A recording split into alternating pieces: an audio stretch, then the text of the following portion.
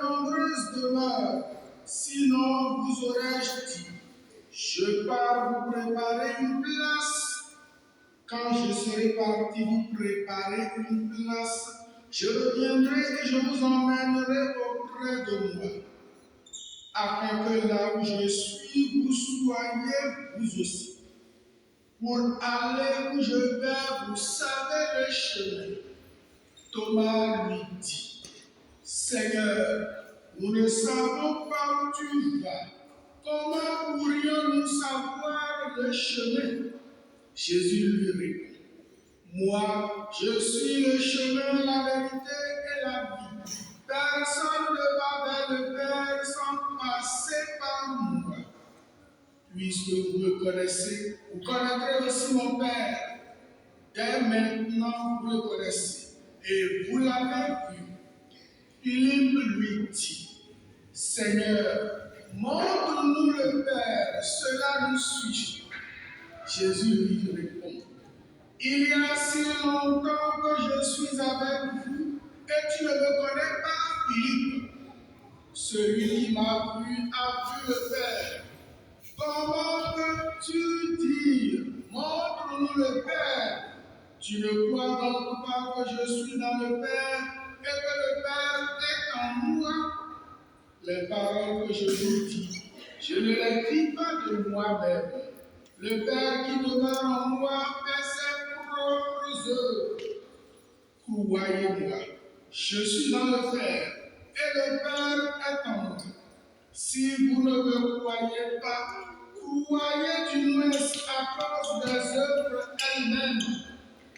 Amen, amen, je vous le dis.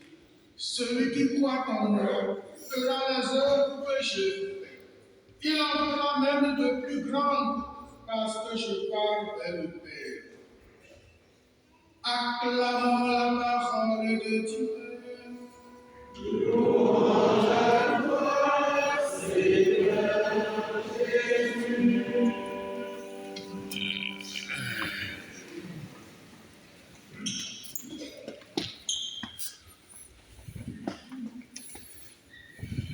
Bien-aimés de Dieu, nous poursuivons notre marche au temps de Pâques jusqu'à la Pentecôte.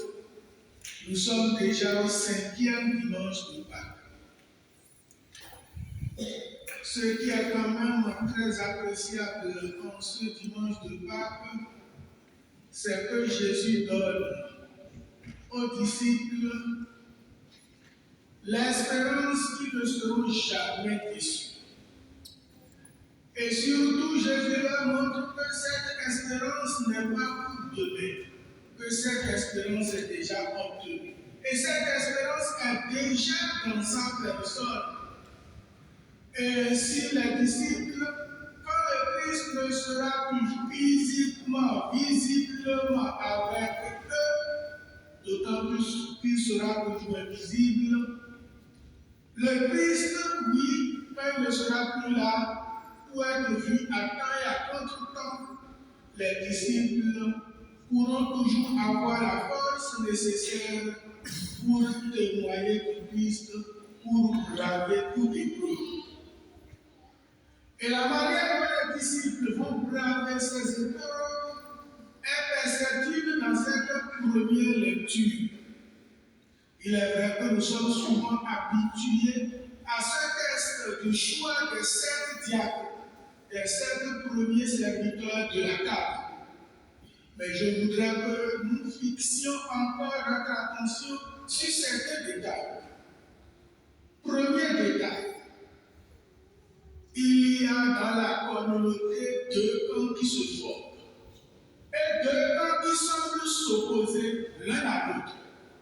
Le premier camp, les frères de langue grecque, qui en veulent aux frères de langue hébraïque parce que les premiers supposent ou ils ont observé que les veuves de leur groupe sont désavantagées par rapport aux veuves du camp des frères hébraïques.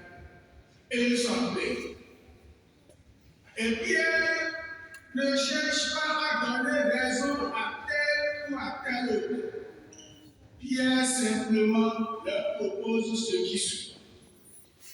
Il leur dit d'abord, nous n'allons pas délaisser la parole de Dieu pour le service de la table. Parce que d'abord, nous avons été envoyés en mission par le Christ pour le service de la parole. Ainsi donc, la solution de la proposition est celle-ci. Choisissez, proposez-nous 7 frères d'entre vous, et quelles seront les qualités de ces frères? Leurs qualités se fondent sur 2 choses. Qu'ils soient remplis de l'Esprit Saint et de sagesse. Et dans la première lecture, nous dit que la proposition de Pierre plut à tout le monde. Et tout le monde se trouve d'accord sur cette proposition. Et ce qui est très appréciable et qui surgit dans la proposition de Pierre, il ne dit pas, bon, nous avons choisi, disons, 7 frères chez ceux de langue hébraïque et 7 autres chez ceux de langue grecque pour le service de la table. Ainsi, la parité fera qu'il n'y aurait plus d'abus de part et d'autre. Il ne dit pas ça. Le critère, c'est ce qu'on aura 7 frères, un nombre impair. Et ces 7 frères seront simplement remplis de l'Esprit Saint et de sagesse. Et on fait confiance à Pierre. Et on choisit ces 7. Et ce qui surprend davantage, c'est que les 7 sont tous de langue grecque. A-t-on trouvé solution au problème qui s'est posé ou pas? Pour nous, humainement, la solution n'est pas trouvée. C'est comme on le dit d'habitude, on déshabille Pierre pour habiller Paul. C'était ceux de langue grecque qui trouvaient que leur veuve était désavantagée. Mais voilà qu'on confie toute la charge du service de la table à ceux de langue grecque. Que va-t-il se passer? Et pourtant, toute la communauté a fait foi à ce que Pierre a dit et toute la communauté a accueilli avec joie les scènes qui ont été proposées. Ça nous suggère là des critères assez objectifs pour le choix des services et de ceux qui vont remplir les services dans nos communautés et dans nos groupes. Les choix ne doivent pas toujours se fonder sur des considérations humaines. Les choix doivent se fonder d'abord sur notre appartenance à Dieu. Et le premier critère, c'est être rempli de l'Esprit Saint. C'est-à-dire avoir accueilli le don de Dieu, le don qui, déjà entre le Père et le Fils, est l'échange d'amour.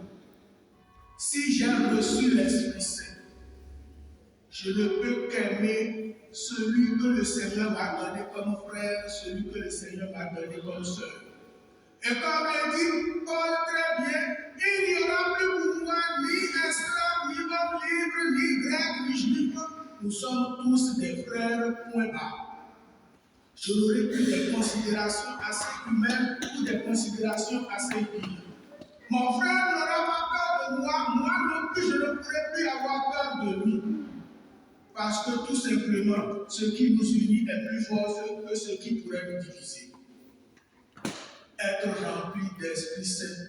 Et ainsi, on possède la sagesse nécessaire pour savoir accueillir l'autre comme frère ou sœur, pour savoir que nous sommes là pour promouvoir le bien les uns des autres. Et plus je promets le bien de l'autre, mieux moi-même je suis épanoui. Et cela rejoint très bien ce que l'un des écrits du premier siècle des chrétiens disait, la lettre à Dionette. Le chrétien se retrouve partout où il est. Partout où il est et qu'il y a d'autres chrétiens, il retrouve des frères. Il est comme l'âme dans le corps. L'âme n'est pas étrangère au corps,